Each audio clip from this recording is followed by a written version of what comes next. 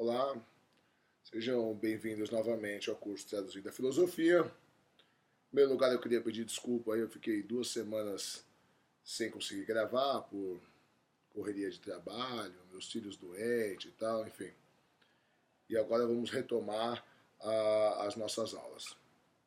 Bom, nós falamos de Santo Agostinho, falamos de Avicena, falamos de Hildegard de Bingen, e vamos dar continuidade agora com o próximo filósofo que eu escolhi, que também não é um filósofo usual, assim, que costuma ser falado muito na academia, mas que é de extrema importância para a filosofia ocidental, que é um filósofo árabe chamado Averroes.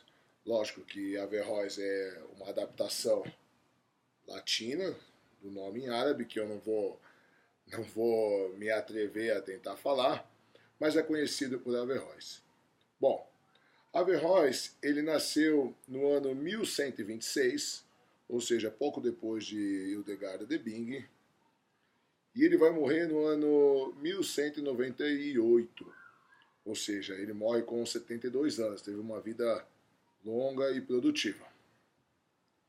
Ele é um dos grandes nomes da filosofia árabe,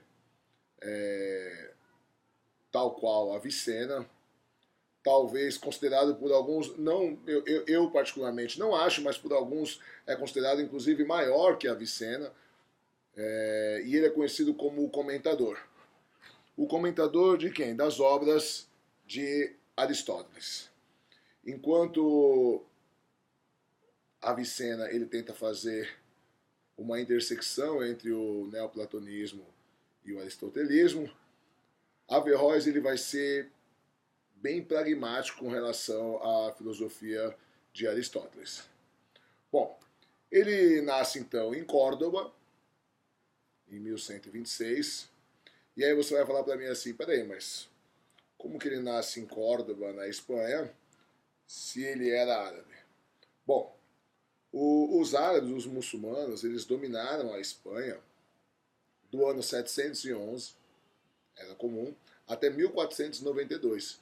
Então, ele é um filósofo espanhol, mas que nasceu durante o auge da dominação muçulmana na Espanha e em grande parte da Europa, certo? Ele vem de uma família de juristas, o avô dele foi um dos grandes juízes, o pai dele também era, enfim. E ele também vai ser um jurista, vai ser um juiz, mas ele também formado em medicina e filosofia. Então, embora ele trabalhasse como juiz, fizesse trabalhos de medicina, fosse médico, ele à noite se dedicava aos estudos da filosofia, principalmente a Aristóteles. E ele que vai traduzir muitos dos escritos do grego antigo para o árabe, que posteriormente depois foram traduzidos para o latim, ele que vai traduzir esses textos de Aristóteles, ou que faltava dos textos de Aristóteles, para o árabe, certo? Bom, ele foi bastante perseguido por alguns teólogos, porque como ele defendia de maneira bem pragmática a filosofia aristotélica, algumas das suas interpretações de Aristóteles iam de encontro com o que o Islã pregava inclusive o Alcorão.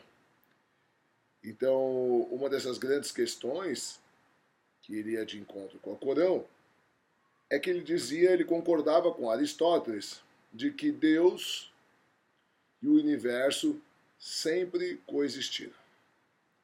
Só deixando uma ressalva de que Aristóteles nunca falou em Deus. Tá? No livro de Aristóteles nós falamos sobre isso. Aristóteles falava do primeiro motor imóvel, certo? Depois Avicena vai dizer que esse primeiro motor imóvel era Deus, e Averroes concorda com Avicena. Então ele diz que o primeiro motor imóvel é Deus, mas que a visão de Aristóteles estava correta, que Deus e o universo sempre existiram, coexistiram eternamente, mas que o que dá início ao movimento do universo é Deus, certo?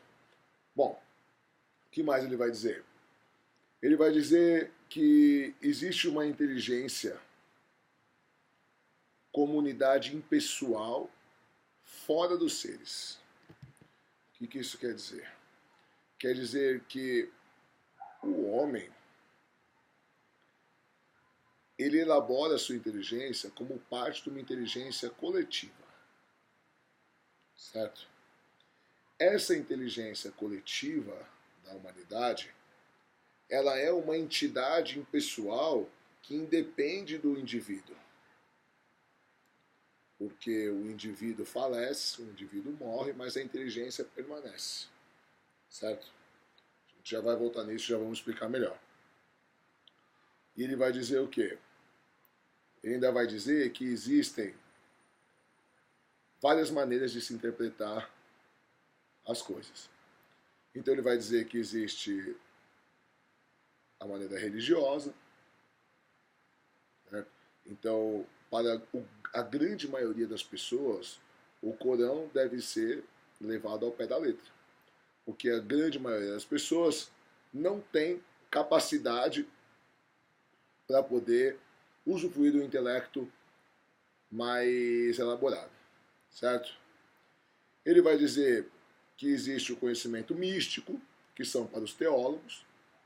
Então o teólogo ele vai ter uma ideia do misticismo, da religião, do Corão, de maneira mais elaborada, e que existem as verdades científicas para o filósofo, certo?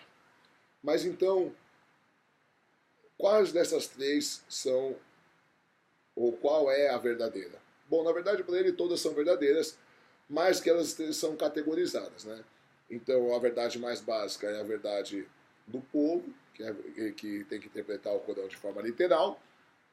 Depois vem a teológica e, como conhecimento maior, vem o conhecimento científico, que é obtido pelo filósofo. E ele diz que, se existir conflito entre a verdade teológica, o que diz o Corão, e a verdade filosófica, o que vale é a filosófica.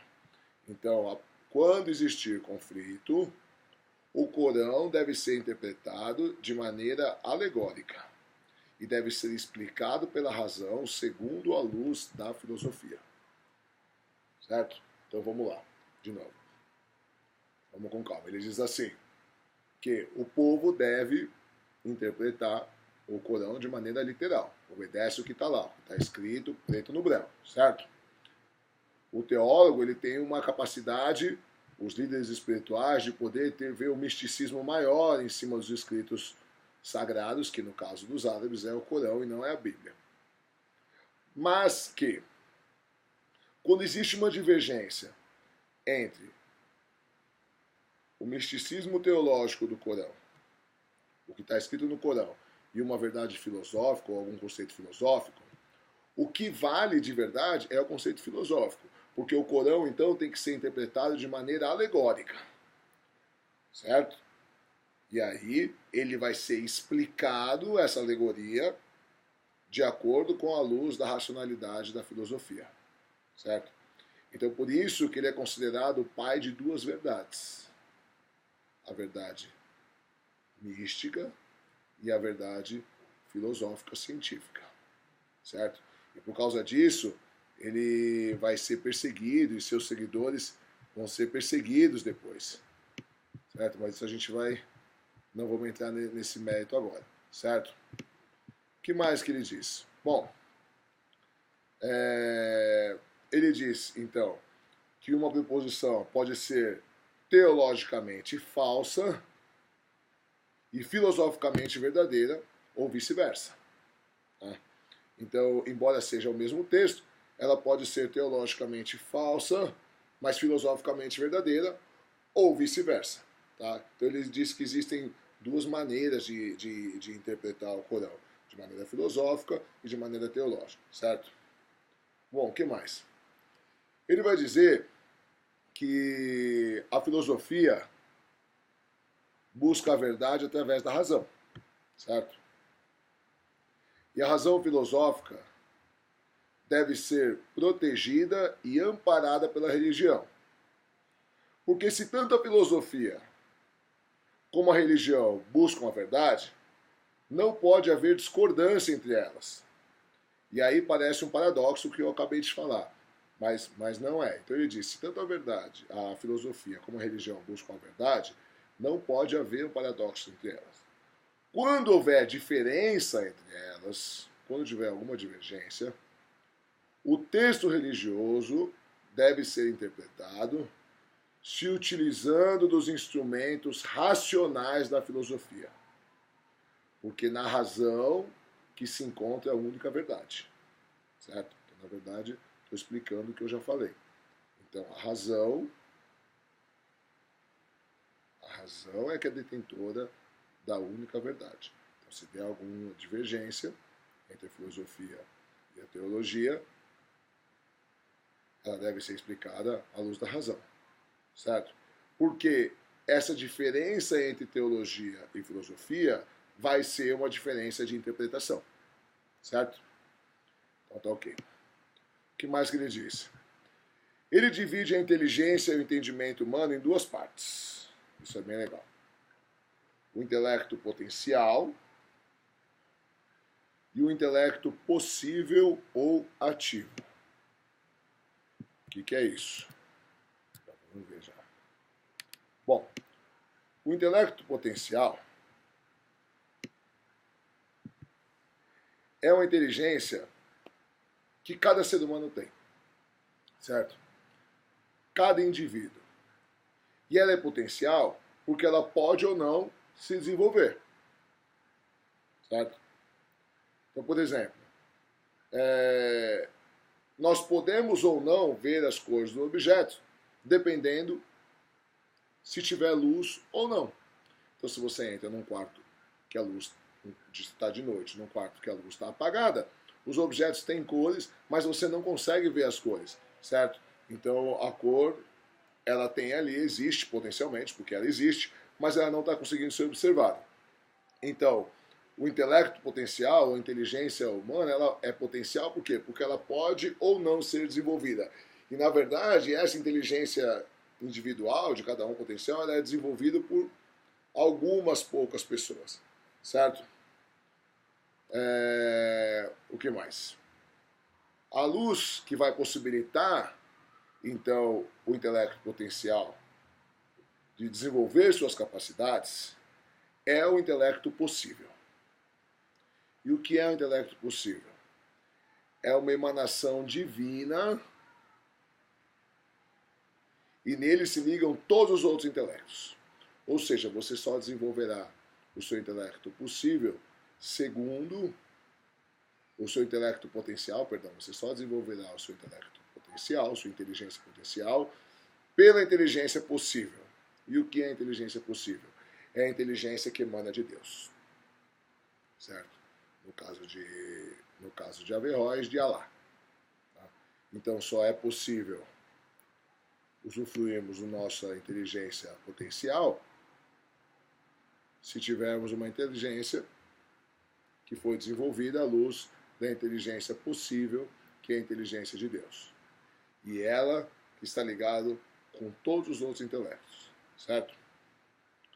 Bom, ele diz ainda que a inteligência humana individual é uma fantasia. É uma imaginação que é retirada do intelecto possível.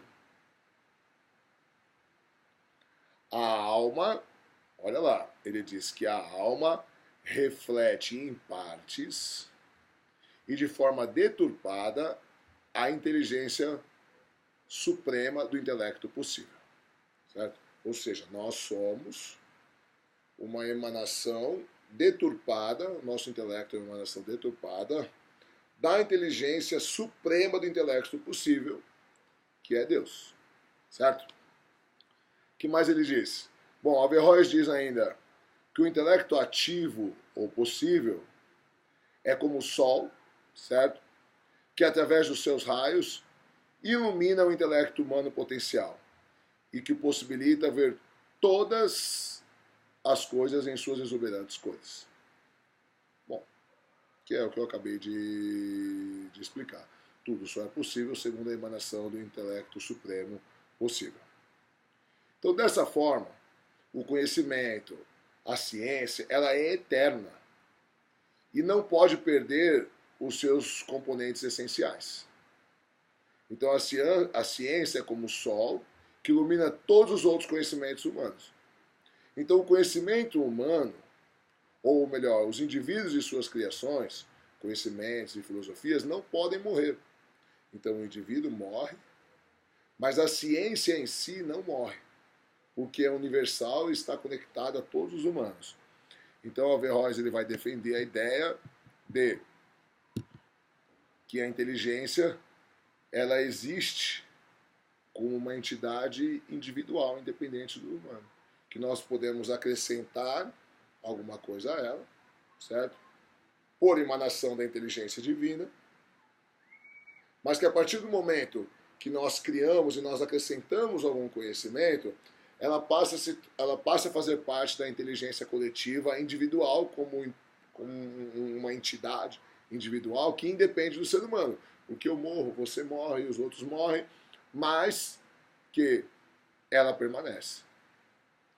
Então, as verdades científicas, as verdades filosóficas, elas serão as mesmas eternamente, porque elas fazem parte dessa inteligência coletiva, certo? E a alma para Averroes, ela morre, tal qual para Aristóteles. Então ele era bem pragmático em relação à filosofia de Aristóteles, embora tivesse umas pitadas de neoplatonismo, como é o caso desse dualismo da inteligência e tal, de que Deus existe como inteligência suprema. Então, embora ele fosse um monista no sentido de que não existe dois mundos, só existe esse mundo, só existe um corpo, a alma morre, a hora que nós perecemos a alma morre, ele não deixava de ser um dualista, porque para ele, embora existisse só esse mundo, existiam duas inteligências. Então existia a nossa inteligência potencial, que era uma inteligência deturpada, e aquele ideal platônico seria a inteligência suprema de Deus, e essa como entidade que vive independente do ser humano. Certo?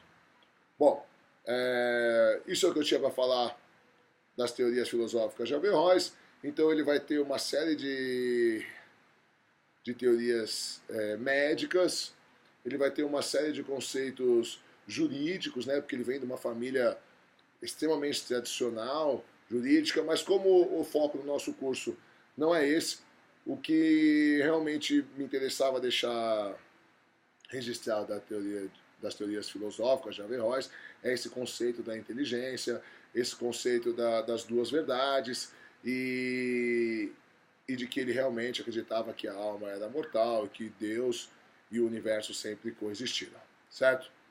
Bom, ele é extremamente importante para a filosofia ocidental, porque ele termina de traduzir todas as obras de Aristóteles que não foram traduzidas por Avicena. Então Avicena começou esse trabalho e quem terminou foi Averroes, e ele é conhecido como comentador, como eu já falei, né, comentador de Aristóteles.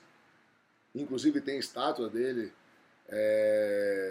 na Espanha, e ele realmente vai dar o embasamento final para a obra do próximo filósofo que nós vamos ver, que é um dos grandes nomes da filosofia cristã, no caso da escolástica, que é Tomás de Aquino. Então, na verdade, por que eu escolhi esses filósofos, Avicena, Hildegard de Bingen e Averroes? Porque erroneamente as pessoas colocam Tomás de Aquino como um grande inovador, como não estou dizendo que ele não é um grande nome da filosofia ocidental, que claro que é um grande nome da filosofia cristã, mas ele não traz nada de novo de verdade. Na verdade, ele continua o trabalho desses três grandes filósofos, né, que são um pouco esquecidos pela academia. E ele acaba ganhando alguns méritos, assim, que na verdade foram dos filósofos árabes e da Hildegard de Bingen, que é uma mulher sensacional, que também era médica, a dramaturga, enfim, uma série de coisas como nós vimos. Tá certo? Espero que vocês tenham gostado e até a próxima aula semana que vem.